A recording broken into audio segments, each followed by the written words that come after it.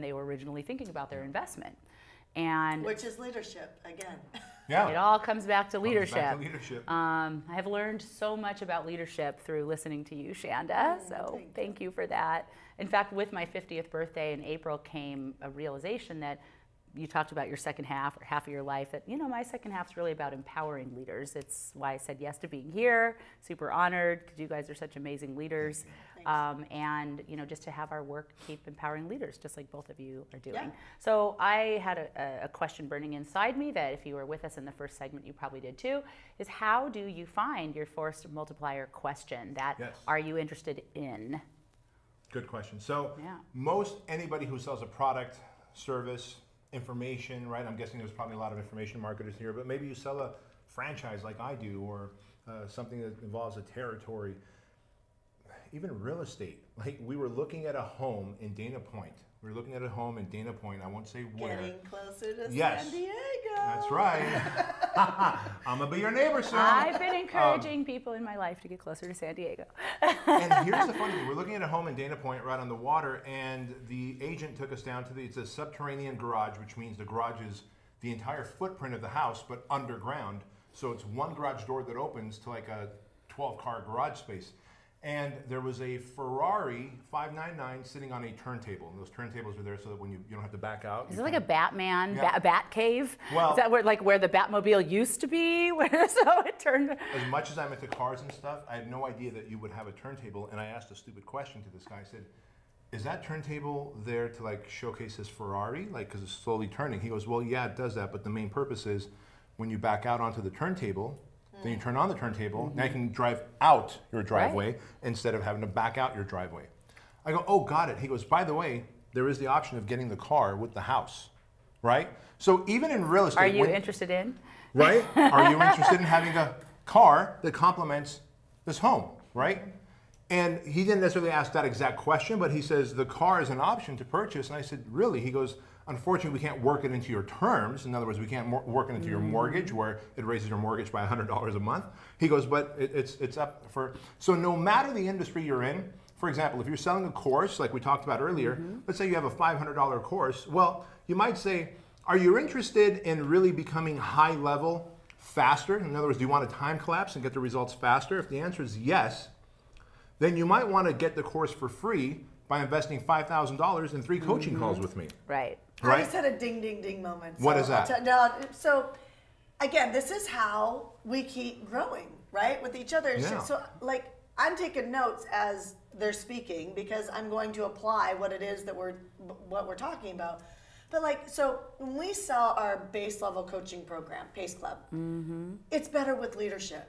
Right. Our leadership program. And I have seen our clients who do both explode. They're the ones that $145,000 in a month, and yet they had no business 5 months ago.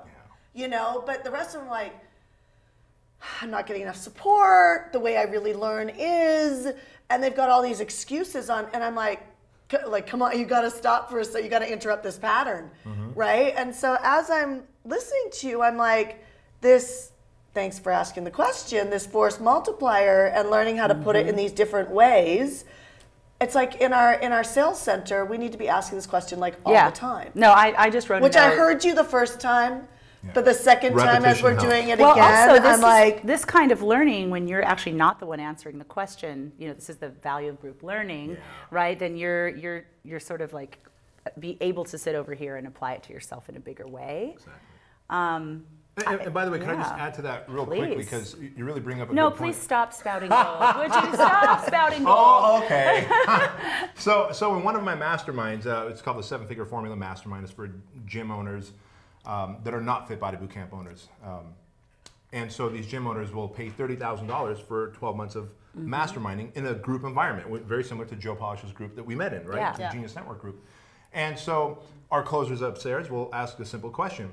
Are you interested in getting faster results by working one-on-one with Bedros for one time in addition to your mastermind? Well, the answer is always yes to that. Right. You know, for $20,000 more. Yeah. Right? So it's $30,000 for the mastermind, but for $20,000 more, we'll also work in a full day of coaching one-on-one with Bedros. Right. And we get like a 25% take rate. So when you do the math on that, think how many people, so people go, well, yeah, but I have a coaching consulting business and the price is fixed. because this is what all my mastermind members pay. Great. Add another value add. There's always another level of value you can add. Hey, do you want to be added to the private Facebook group that we have? Do you want to do one more coaching call with our expert closer who can teach you and your team how to close? Oh, that's a good one too. There's always a value to be able to extract more money in exchange for adding more value, results, income, impact, shorter time. Like, people are paying for all those things.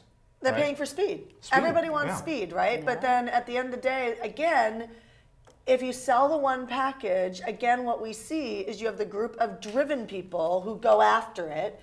But then there's a group of people that if they were to just be probed a little bit, would actually get the results that they want because they would invest like that. And at the end of the day, I mean, you just got to keep. I invested $100,000 in coaching this year.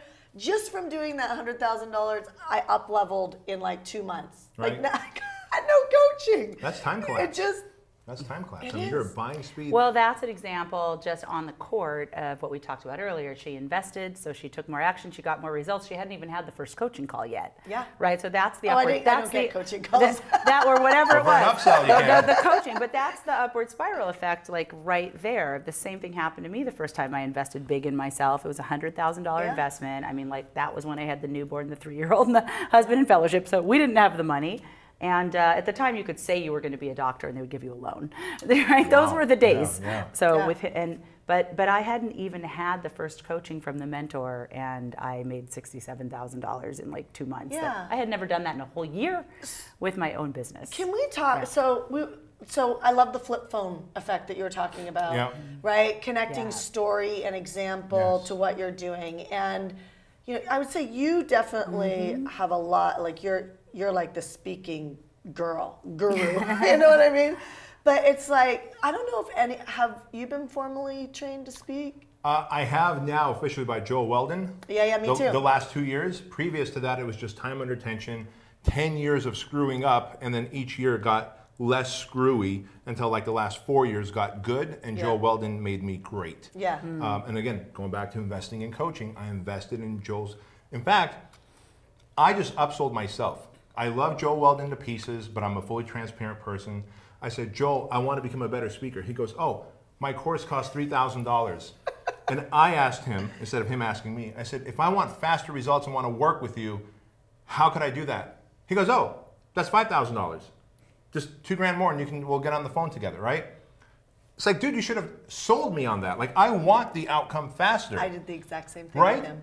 And so here's what happens. Most of the time we get so excited about selling people something, what they want, because that's all they see on the sales page or website or wherever, that we forget to ask them, are you looking for this outcome? What is it that you need? Well, if the person needs 3 locations of a Fit Body Bootcamp, I'm doing them a disservice by only selling them one, and then later on coming back to sell them another one at $30,000 and another one at $30,000. Here's another reason why.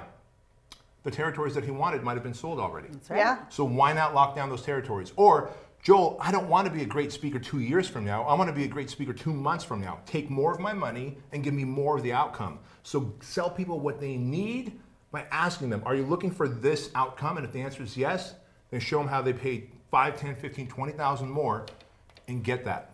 Okay, so I can already hear some people saying that, and I'd love to hear both of yours stories on this, is what if you don't have the money? Everyone's got the money. Okay, what do you mean by that? Well, they may not have the faith in themselves to execute, and they will use, I don't have the money, right? There used to be a time when people didn't have money. There used to be objections and conditions. An objection was, I got to go talk to my spouse, right? I got to check with my accountant. I need to think about it. A condition was, I truly don't have the money. The condition of truly not having money today doesn't exist because everyone's got a credit card.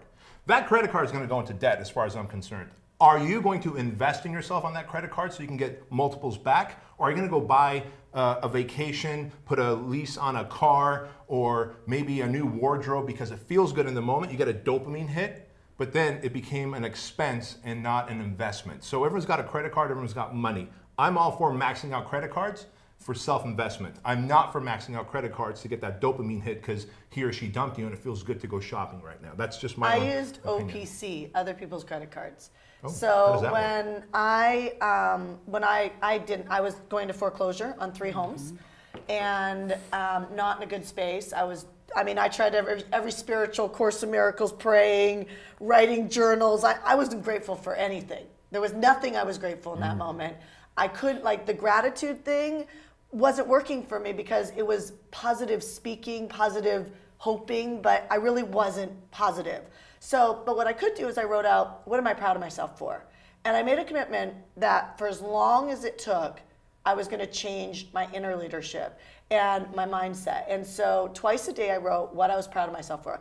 I'm proud of myself because I moved from Canada, Vancouver, Canada, to America with $500 in my pocket, and I made it. I'm still here. Maybe not doing great, but I'm still here. And I did that, and I said 10 minutes like twice a day, 10 minutes, which I'd run out of things to be proud of myself for because I was so deep in it.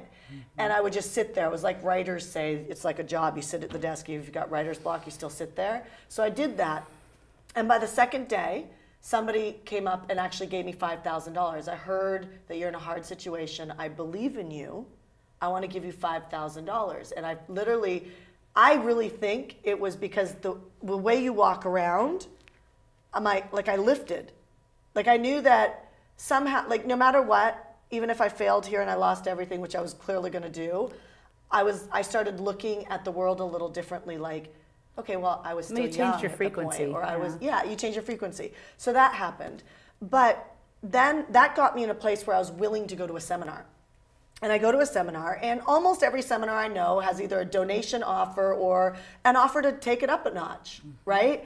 And so I go to the seminar. It's a real estate seminar.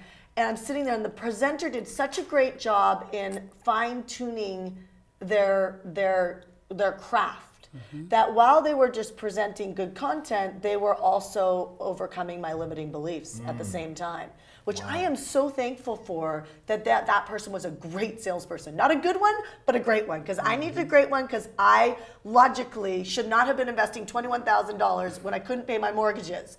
So I sat there in that room. You want to talk about changing the world, become an extraordinary seller, right? And so I sat there, and I went to the back of the room, and you could invest $21,000. There was no payment plan. And $21,000 is not a dollar I ever had. I never had $21,000 in my bank account, ever. And I didn't have a credit card. And so I sat there going, what do I do? But in that moment, I believed that what they were teaching, I could do. It was so simple that I could do it. And so I called somebody and I said, would you split the package with me? Brilliant. I'll split the time of the coaching. I mean, it sounds brilliant now, but I was like, the human spirit will overcome anything when you believe. Because you just look at your life right now, and some people it's like in another year, 2 years, or 3 years, if you're still doing what you're doing right now, where are you going to be? Like at some point, what's going to change? And so I wasn't going anywhere good, but I knew I was made for more. And so my friend Dan split the package with me, and then this guy who wanted to take me out, I was too embarrassed to call him. I text messaged him and asked him if I could give him 30% on his money. If I could borrow money from him, I would give him 30% of his money. Sure. I gave myself a year term, right? And so he gave me the money. I said, of course. He gave me the money, and I paid him back early. Now I realize 30% is probably a lot higher than I needed to go, but I was desperate. I was going to say, I'm ready to loan you money if you need more. We're over here with our wallet out. We got you. Yeah. But I made that money back in 2 months, and this is where people get stuck. Like, is this my thing, my purpose, my thing that I'm supposed to do next? Like, real estate wasn't my thing, but it taught me my confidence.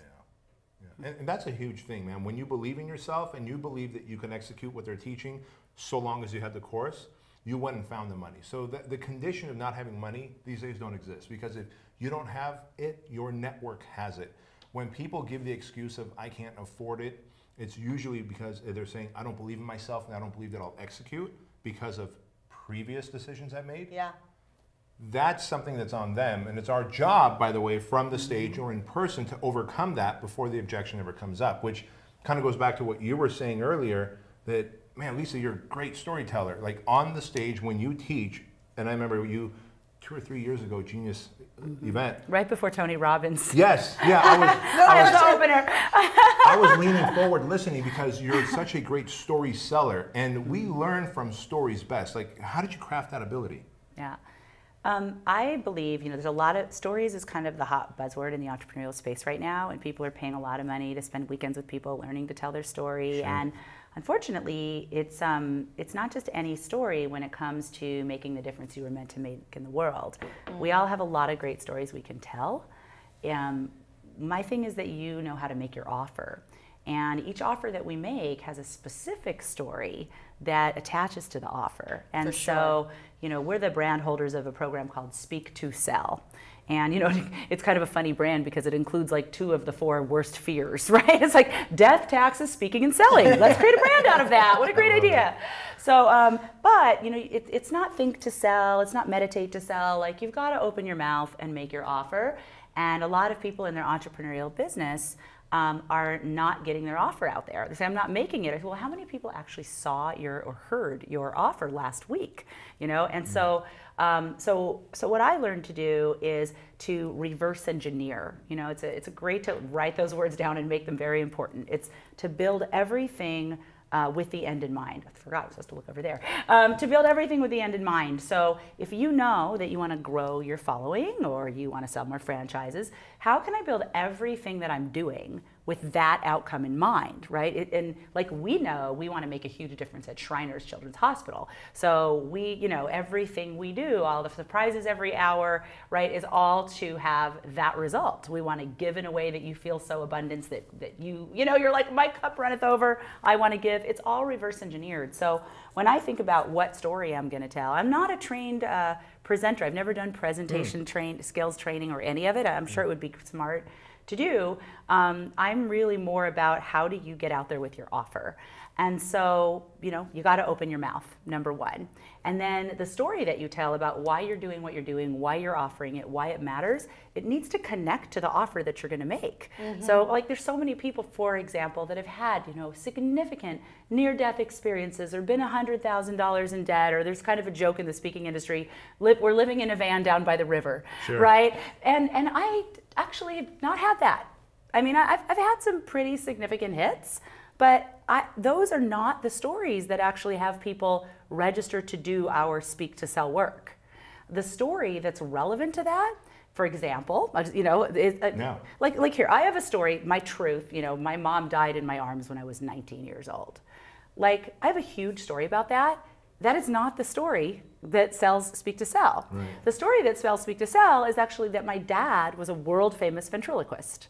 He traveled the world like 3 times with his dummy. He was the first guy that instead of having a red-haired, freckled Irish dummy, I was born in Miami Beach. So who's there? There's old Jews and a lot of Latinos. Sure. So my dad created Chico Chico. That was his dummy, and he was Chico Chico would pop out of a conga drum, and he was a Latino dummy that cracked Yiddish jokes.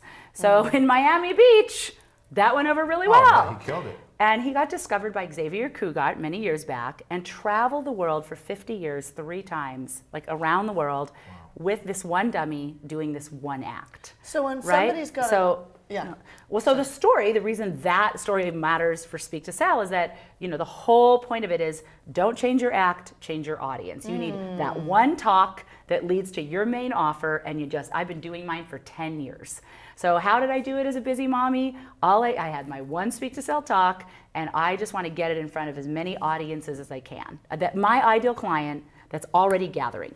Shanda pulls people together. If I can come speak to her people and they're my people, right? Look at all the acquisition costs, all the time, So how can you find where your people are already gathering and do your act? So that story, to answer your question, makes a difference with that offer, right? The story of, holding my mother in my arms when she took her last breath, that story actually makes a difference for our, year-long mastermind path, because that's like you really want to change your whole life. That has a relevance when I tell that. So my tip is, make sure that the story that you're telling is relevant to the offer that you're making. This is one of the biggest mistakes I see with people out there speaking is they want to connect with the audience. So they tell a vulnerable story, but it doesn't really make the burn inside their client that I need that. So, yeah, you and Suzanne Evans, she does that too. She's really very great with that. But I also think so that's what I've done, and that's always worked really well for me. But then we have our friend Jesse Itzler, right? And Jesse Itzler tells his life story. He does. And it doesn't matter what Jesse's, like I've gone up right after Jesse and made an offer for something totally different and absolutely blew it out of the water. And so I think there's something to engagement. I think there's something to seeing yourself in the people. Yeah. You know, because his story doesn't connect to, like his story was like Run DMC. You've heard it, right? Yep. I've been in Jesse's office where he's got his story on index cards and nobody's trained him and he's moving index cards around because he knows how to walk into selling, you know, the jet company to Warren Buffett. Marquee Jets. Right. So he's kind of building it the same way that he did like that, but it's like it's reverse engineered, right? It's building it with the end in mind. Yeah. But his do you understand what I'm saying? I do. I think what you're saying is Jesse has such charisma. Yeah. And he knows his own, obviously it's his own story. And many people go, well, I know my story, so I don't need to rehearse it. But I can tell when Jesse came here, we had the Empire Mastermind a few months ago, and I asked Jesse. I don't know him, and probably there's other people that don't. Oh, so who is Jesse? I'm not sure if you're making a point that he doesn't tell his story well or that he does tell his story well. No, he does. Got it. Yeah. So, okay. Yeah, good point. So Jesse Itzler, for those of you who don't know who he is. It's okay. He is I'm representing the that was a really good observation. Yeah. And by the way, know your audience, right? And so we can't make that assumption. Most people might heard of Spanx and Sarah Blakely, who's the founder and creator of Spanx. Jesse Itzler is married to Sarah Blakely, and Jesse created or got on board with Zico coconut water, and then ultimately built that up and sold it to Coca-Cola, and then with his friend created Marquis Jet, and then sold that to Warren Buffett's company. So he's doing pretty well. Became NetJet. Yeah. So this isn't a story that Jesse's not telling great stories. He's also the author. Really great you've probably heard of the book "Living with a Navy SEAL." Yeah. So this guy. You gotta watch. You read it. It's so good. Great book. I recommend the audio version just because his New York accent, the way he talks when he gets all worked up, is hilarious. But so what's the point you're making about him telling his story? So when I met Jesse, he was out there speaking about living with a SEAL, and he was like, didn't really know he was getting paid speaker fees, but I mean, he hasn't even spent any money in that. He just him and Sarah try to figure out how can they donate more. Right. So it's not about the money for him, it's about the next chapter of his life and how can I make the bigger difference. And so when I met him, he didn't really know what his thing was to package to do. And so as we were just getting to know each other and chatting and talking, I eventually just said, you know what, I'll just launch a coaching program around you. And I swear to God, this is your thing. Yeah. You can actually create a whole, you're actually about to go do his challenge. You can create a whole challenge of endurance challenges around, and that could be your product, that could be your program. And so through generously just giving, we did 2 cycles with him, and we decided to not do a 3rd one just recently, although I love him, but he's off and doing his thing now. That was my whole purpose. Exactly. Was to just help get him clear, right? Yep. So, but he doesn't craft his story to sell anything. In fact, his big thing was, I don't want to sell anything. Right. Do you know what? Like the fact that he's finally selling things, I love it. But here's the nuance, the piece I think that you're appreciating about him. I'm just trying to draw is that it has 2 elements, I bet. Never having seen them, you guys can tell me. It has vulnerability and credibility. Definitely. Right? Like he may not have done it to sell something, but it's part of what people need is if we just get up there with our credibility in our story, then it's kind of like golf clap, good for you, but people can't see it, right? And then if we just get up there with our vulnerability, sometimes we can tip that too far and we don't have the credible side, right? So it's this balance of showing our credibility plus our vulnerability that for someone who's not out there yet telling their story, they want to use what we're teaching today, like it's 2 sides of the coin, right? If you're all credibility and no vulnerability, good for you, I can't see myself in it. If you're all vulnerability without the credibility, I don't know that I can trust you as my teacher, right? So I, without having seen a story, I would imagine that those are sprinkled in there somewhere. You know, just from me dissecting all this over the years. You are so darn good at what you do. And I'm just like, You've heard Jesse's story a lot. Yep. You nailed it. It's vulnerability and credibility. And as soon as you said it, I'm going back to his story. And he talks about being on the Long Island Expressway on a bicycle at 2 a.m. Trying to get to the whatever city he needed to make whatever introduction with someone, right? Yeah. And you're like, oh my God, this guy's like, on the expressway at 2 a.m., right? If that doesn't make someone vulnerable and you can resonate with them, and then the credibility is, oh, by the way, you've probably had Zico coconut water. Well, I'm the guy that helped create that and then sold it, and then by the way, I'm a badass. Right. And so there's plenty of that. You nailed it. So why don't we segue into that? But that's beautiful, because what is being shown here, just and any of us in our area of expertise can nail it like that, is that success, there is a system, there is a formula. For sure. It's not like people are just getting up there and sharing what they feel like sharing. That's why I asked the question, because I was like, how is he able to do it without the end in mind? But it's like his end in mind is to move people into action. Right. You know what I mean? So his whole story is built around, you have another gear. That's his whole thing. Like, and because he's a billionaire, it's like he doesn't need the money. It's not about that at all for him. You asked me to share a couple of practical things on the offer, and I actually can do it just from just looking at a lot of things you have just been doing, saying. Great. So can I pop that in? And this is all, when you donate today to Shriners Children's Hospital, this is all part of the Nail Your Offer program. So I'm just going to extract these points right out of one of the packages that come in with your donation today. So go make a donation. And so Bedros, when he was sharing about the force multiplier and some of the offers that you make for gym owners, you modeled a ton of things that are part of nailing your offer. And nailing your offer meaning that people are going to have what they need to say yes on the spot. And it's not that you're going to talk to that owner and they're going to go think about it, because like they're in a moment, right? Possibility is open. So how can we have people trip their own switch, get over their own resistance? You said it, people won't do it because they had a bad experience in the past. They didn't trust themselves. They made an investment and it didn't pay off, right? All that stuff. So the question, from the giving people what they need to say yes, nail your offer side is, well, how can we assist people in getting past that inner voice, right? From a positive way. And so you displayed a couple tools that are very replicatable for people. I'm so curious, because I think I might do it organically, but if you can teach me, I'll get better at it. So I'm excited. This is like a free coaching session here right now. I mean, you have studied like so many greats on making your offer, so I think now it feels natural, but that came with with time. So the first thing that you displayed was what we call a bonus, and this is one of the distinctions of making what we call an irresistible offer. So you said, this is actually a nice little mashup of forced multiplier plus irresistible offers. You said that in the forced multiplier, you're asking people, are you interested in this outcome?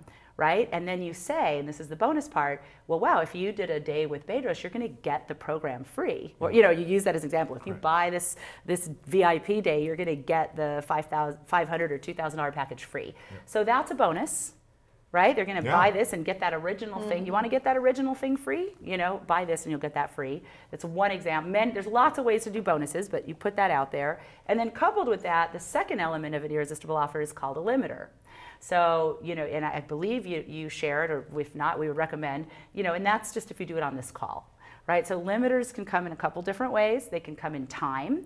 Like, if you want to do this right now, we're going to give you the program you called about free, and you can have this coaching, right? So the limiter can be time or quantity. Right? I played with a quantity limiter in the last segment and said the first 18 of you, in the next 20 minutes, so it's actually time and quantity, the first 18 of you, every dollar you give is going to become $2. So that I was playing with time and quantity, so that we could come back to this a little bit now. So so you showed with the bonus and limiter. Right? She had the end in mind. It's great. I know. It's like when you find your dime, like each of us, have, it's like you can't not, right? Like it's just like, I can't watch people in their business and not see them like stepping over thousands of dollars. They're not using bonuses, they're not using limiters. You can't not watch someone like miss an opportunity to grow their following, grow their audience. Do you know? I mean, and even with like your friends who like think we know what we're doing to some degree, you're seeing it everywhere, right? I see the best of the best get up there and tell an unrelated story or forget the limiter, right? And it's these little hinges that swing big doors. And then the other thing you did, I just want to acknowledge, was so brilliant, is, and this is one of the biggest reasons that people don't make an irresistible offer, we don't use a limiter, is because we don't want to be pushy or salesy. We think if I tell you the next 18, now this is forgiving, so I kind of have a loophole, you know, but like if I tell you you've got to do it on this call, we're worried that we're going to go from this generous person to they just want my money. Sure. And nothing's more painful for us and probably for any of you than someone to think you want to make a difference and people think you just want my money. Yeah. So we don't say the next 18 and we don't say the limiter, right? Or this call. So there's one word, this could be a writer downer, that if you do this, you will get it out of your mouth. You will say this call, today only, and the word is justify. If you justify with an authentic reason why it's today only or why it's the next 18 people, or why it's only on this call, then instead of people having to make up, you just want my money, you actually say why, right? So I said, because I want to pop this, I want to get this party started. Let's get, 72. If 18 went and I matched, we'd be at $7,200 in our first hour, right? Yeah. Yeah. So then I said that. Let's pop this, right? And people got it. Let's go for it. So when you say your justification that was so awesome is you said, and why would they want to say they want to be a multi-franchise owner now? Because listen, the territories they want might be gone. Yeah. Now, is that real?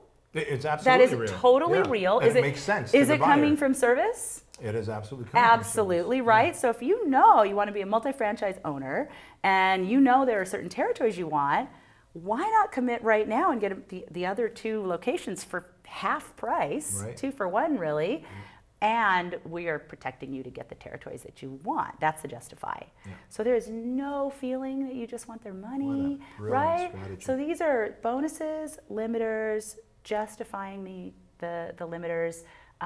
They're like hacks, Yeah. And they're hacks to help people that when our mind is open to possibility, that we can say yes. And we need these hacks, like Shanda said.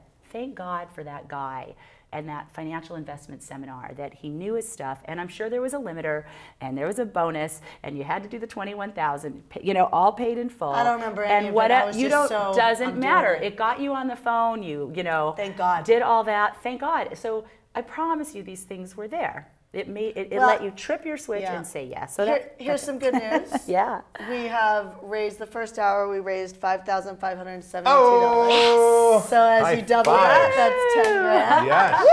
Oh, that's without the match. Yeah, that's without the match. Without the match. It's already over $10,000. Yeah. Very awesome. Hey, by the way, can I just pick your can I pick your lucky number as my lucky number as well? I would love that. We'll have a lot of l'chaim. We have to say to life, l'chaim. To life, l'chaim. All right. So you want to throw something out on the table with a bonus and a limiter? Let's practice. Yes, yeah. And a justification. You got to use all 3. Oh my God, that's a lot of pressure. Here's what I will say though. First of all, it's so great to have a mentor who can have outside eyes. The first time I heard that phrase was from our friend Craig Ballantyne. He said, look, when you get a mentor, they have outside eyes into your life. And you just gave an example of that when you said you look at someone's business and you can't help but see the money they're leaving on the table or stepping over. And that's what a good mentor does. And for you, with your outside eyes, to go, hey, Bedros, here's what you do when you sell a franchise. And I said, well, I think I do it organically. And I appreciate you puffing me up and saying, hey, you've studied all this. And yes, I've studied, but now it's become so organic. But by you showing me with your outside eyes, here's what you do, I can sharpen that sword even more. Yeah. Right? Well, here's what's more important. You can have other people do it. Yes. See, if you're doing it organically, then good for you, golf clap. You can sell as many franchises as you want. Right. But how do you get those 7 people up there doing it? So here's your receipt. I love it. So here's what we're going to do, guys. On this segment, and I'm going to pick the same number, 18, because I don't have a lucky number since I'm not Jewish. I'm Armenian. I don't know if Armenians have Jewish lucky numbers, but 18 is a number. So for the next 18 during this segment, obviously we're going to exhaust Lisa's 18, and then I'm adding the next 18 sales at $199. I'm going to double that, and of course, that's all that money is going to Shriners Children's Hospitals. And listen, any one thing that you extract and go apply here, I believe will make you 10 to 20x the revenue that you're currently making. You have to go apply it. We can give the knowledge and wisdom, and you might be giving likes and hearts and whatever it is, whatever platform you're watching on.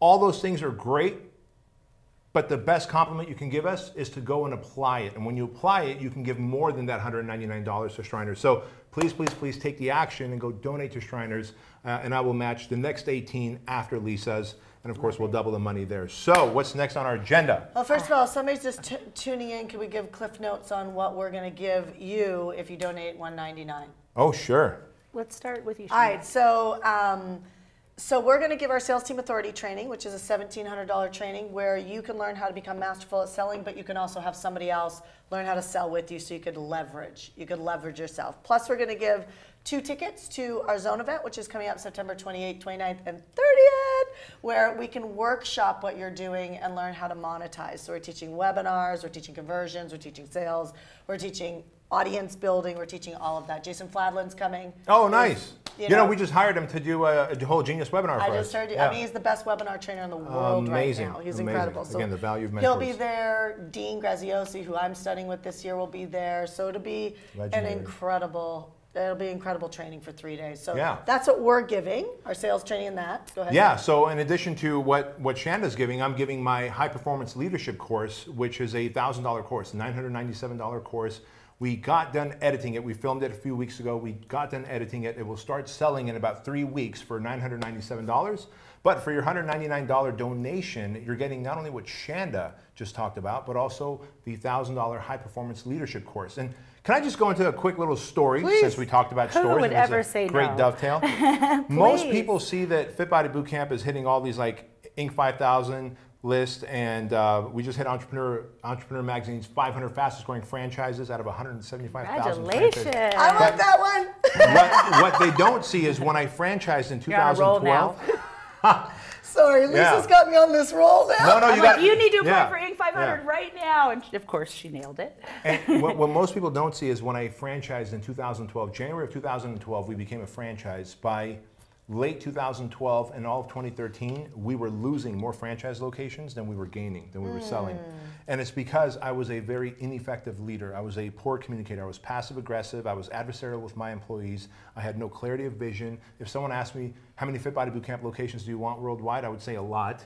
And if you said, well, when do you want them by? And I would say as soon as possible. And that is a very unclear message to send out to your team and to the universe, to be honest with you. And I was indecisive, and so when I needed to pivot as an entrepreneur, as a leader, I didn't pivot. I would just freeze up and I would stay indecisive. I remember reading General Norman Schwarzkopf once said, indecision has cost Americans more money than making the wrong decision. And he was saying that specific to the first Iraq war, because we had tens of thousands of soldiers sitting in the middle of the desert. Do we go into Iraq or do we not? And the president and Congress were trying to debate, and he said, Mr. President, indecision is costing Americans more time and money than making the wrong decision. Just give me an action and I can execute. If it's the wrong decision, I can course correct.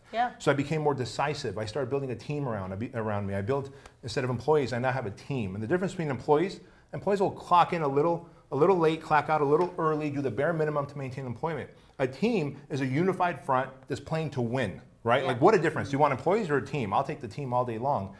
And I became more emotionally resilient. I used to be emotionally reactive when something went wrong. And as an entrepreneur, we know this. Things always go wrong. I don't know anyone like that. Right? So all this to say that what took me 5 years to learn to become a great leader, and the byproduct of that, by the way, is turning my franchise around. I've put into this course, and you get it for $199, including what they're giving you. So Lisa, what's included in the package with you? Well, the coaching that we just put on the table came right out of the package that we are including. It's part of it. It's our Nail Your Offer program. It's brand new. It teaches you how to verbalize, how to say what you do in a way that will have your ideal client leaning in and saying, I need that. Teaches you how to use bonuses, limiters, justify your offer. So a lot of the things we just talked about. That's a $500 program. We couple that with a one-on-one kickstart call so that really, depending on the kind of business that you have, we advise you on really where to dive in. And by the way, this is the program is digital, mobile friendly. So I mean, if you're busy, it's super easy to consume. And like the things we're teaching today, you could just use them right away. It's like that. You can take one tip. Okay, I'm going to use a limiter and just go do it and come back to the well for more. And then for those of you that would like to come out and learn live a little bit later in the year, we have a 3-day event called Monetize Your Mission. We're going to do a $3,000 tuition waiver when you donate today that you can come out and really learn how to take your hard-earned knowledge and turn it into profits using our systems. Awesome. So really, this is $6,000. Yeah, right. Yeah. Just probably over $6,000. more than that. Yeah. I think we all have really put our best foot forward to say, come with us. Jump in. The water's fine. We know that this is also a beautiful chance for, you know, me to get to meet your communities. I'm so Sure. excited for my community to get to meet the two of you, all the way around. So a lot of good stuff. good cocktail getting mixed here. Do you guys want to can we take a couple questions to end the second segment? I don't know if there's somebody that could. So can we do that? Yes. So the question is if you have a question for any of us, you can address each of us individually, or you could just throw a question out there. Yeah, right in the comments there. And if someone could let us know, then we can answer them. And you know, I'm thinking, you know, we've gotten some really great leadership gold and talked about the force multiplier and really how to get up under that. We've talked about offers, and I mean, my pen is like ready to go on what you have to share about your point of view and strategies for building your audience first. I will say that I think a lot of people go very backwards by building their group program leverage courses and workshops first before they learn how to make their offer to more than one person at a time. Like, if you want to leverage something, leverage your ability to sell. Sell to more than one person at a time, and then it'll be really fun to serve more than one person at a time. But what Shanda, you talk about is even before that, right? Which is, let's make sure you got someone to talk to.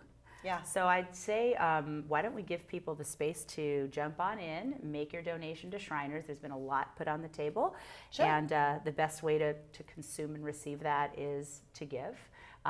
Maybe I want to say something about that. I was just going to say that. You had the same thought. Do we have a question? And then possibly come back to a little more about list building. Sure. What's the question? Let's start the next segment with that, because that's a good one. Okay. Secret sauce. Andrea asks, how do you teach the customer to understand that it is better to invest in what they need rather than what they want? Who would like to take that? Well, the short answer to how do you convince the person to invest in what they need versus what they want, you know, I survey. So I actually survey, and I survey my audience 2 to 3 times a year to see where they're at, because one year, all of a sudden, everybody wanted blogging. Like, they all wanted blogging, and I was like shocked that they all wanted blogging.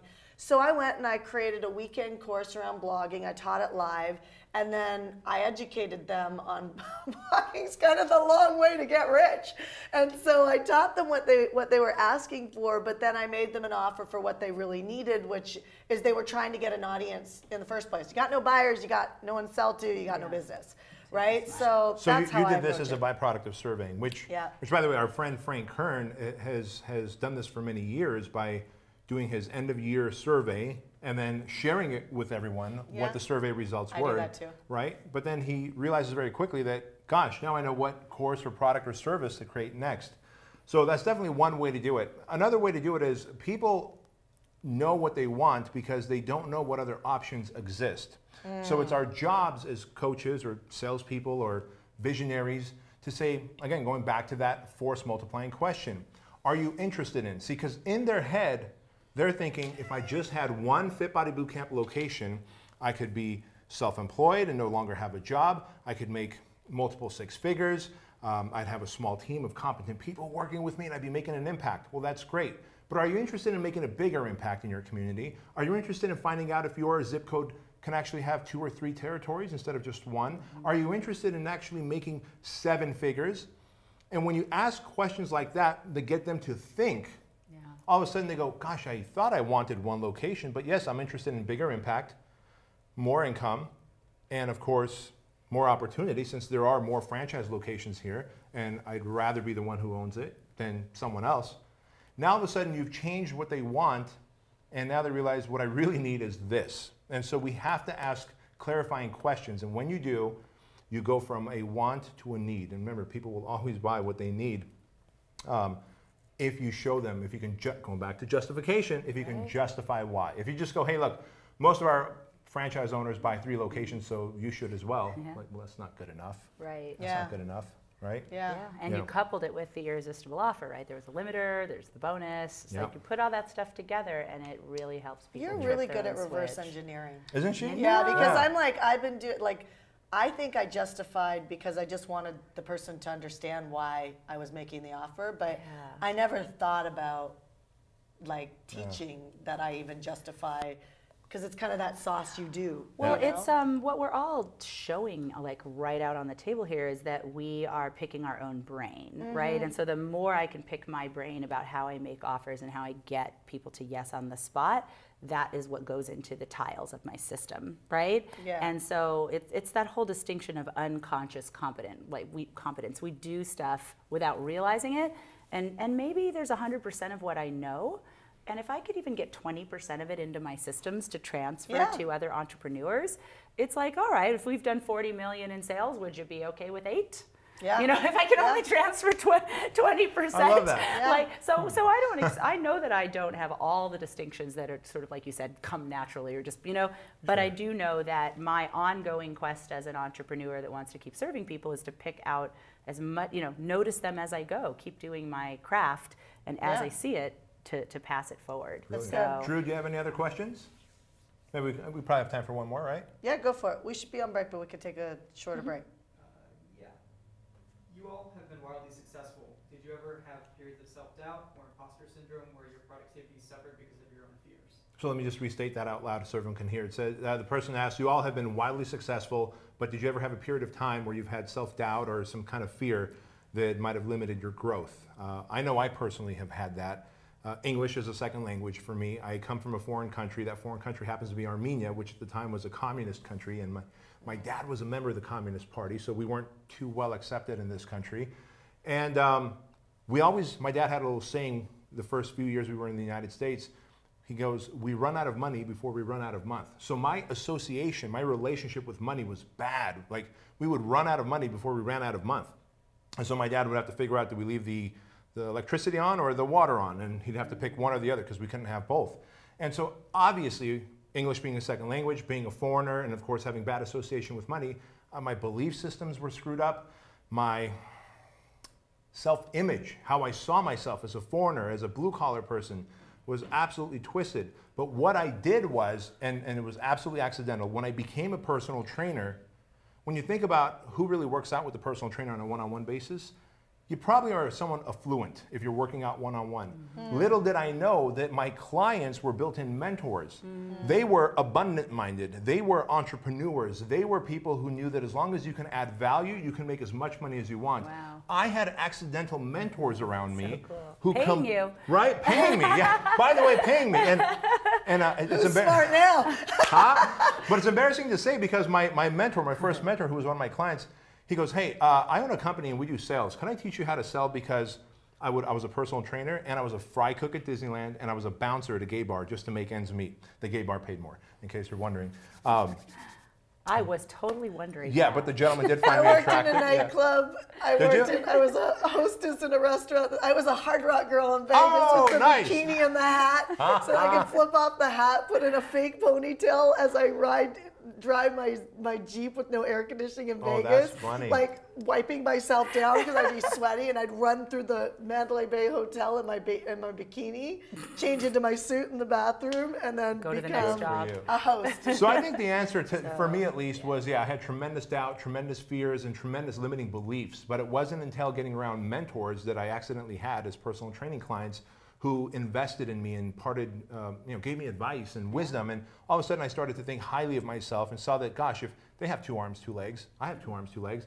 You can do that, I can do that. So that was the big game changer for me. What about you two ladies? Were you guys just organically badasses? Didn't you have a story though when you first started your business where you didn't even know if this thing would start? Like you had anxiety or something? Oh yeah. In fact, I talk about it in my book, Man Up, that I had such a bad anxiety attack in 2013 when I franchised and then realized it was actually collapsing on itself.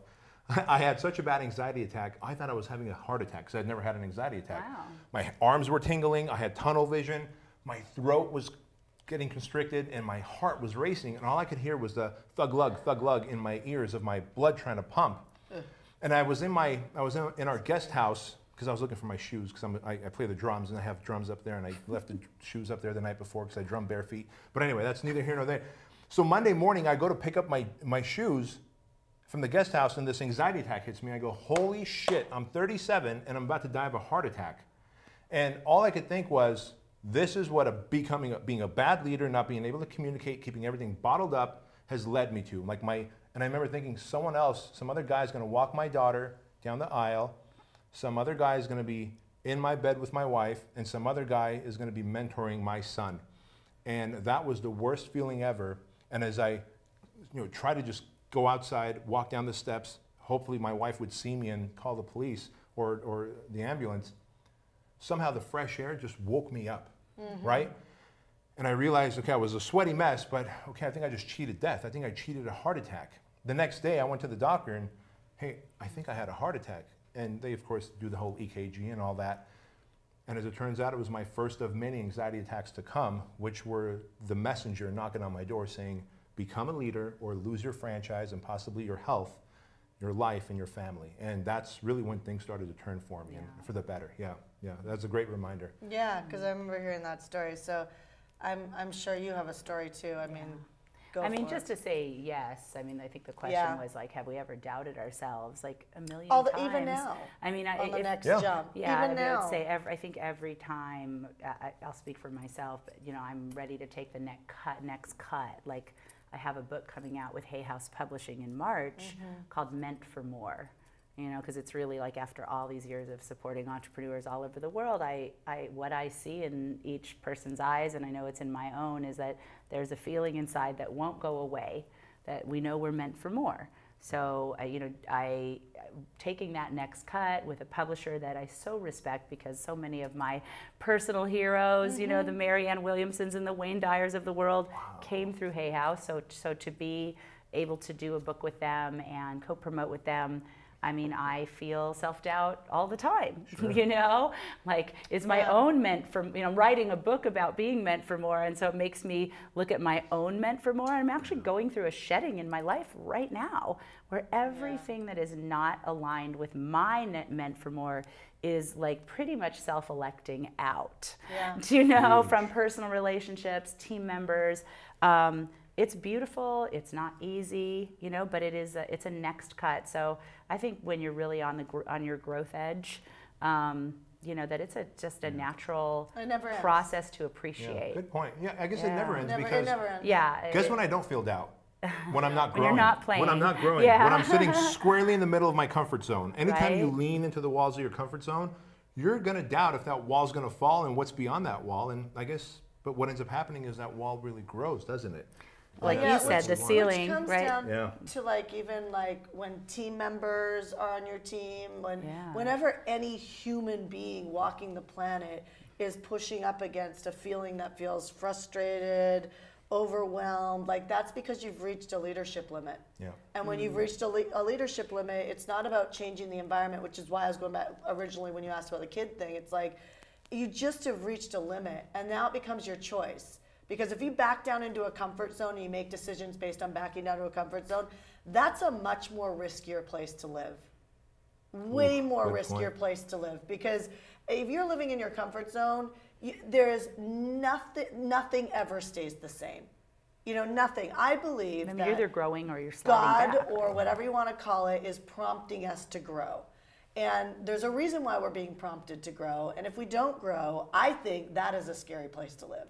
Yeah, I really do. So I will take that challenge on any time. So speaking of growing, Bedros has the offer on the table to grow with us and make a donation. Yes. I know we're about to go into a break, but I love to use these breaks as a chance to grow our joint contribution today. Yeah. So maybe we get out of the way for 10 minutes and let people take advantage Let's of you're doubling your give today. Yep. Bedros is generously offered for the next 18 people that you invest $199 in yourself. You're also, at the same time, 100% of that money is going to Shriners Children's Hospital. Thank you for choosing them. Yeah, thank you for getting on board. And really, instead of $199, it's becoming $398, $400. And if you've already purchase for a friend. I mean, in the next segment, we're going to talk about growing your audience, and we're going to talk about how we all grow our audiences. And one of the best tips on what I'm going to talk to you about is if you look up and help another 1, 2, 3, 10 other people, the way we've helped each other, the way key people in our lives have helped us. When you actually look up and you help somebody else right now, I promise you, your life will catch up to a tipping point. Yeah. All right. What a message. So, 10 All right, minutes. so you go guys ahead, go and purchase. take the action. Yeah. Yeah, please. Make that investment of $199. Get the combined courses that we've put together for you. Well over $6,000, $7,000 in courses. And the great thing about that is that 100% of that money goes to help Shriners Hospital for Children. And of course, I am going to double every penny for the next 18 people. And so that's kind of an exciting thing because it's a win-win scenario. And when we all play to win, well, guess what happens? We do a lot of great things for this world. So we'll be back in 10 minutes with some information from Shanda on how you can build an audience. See ya.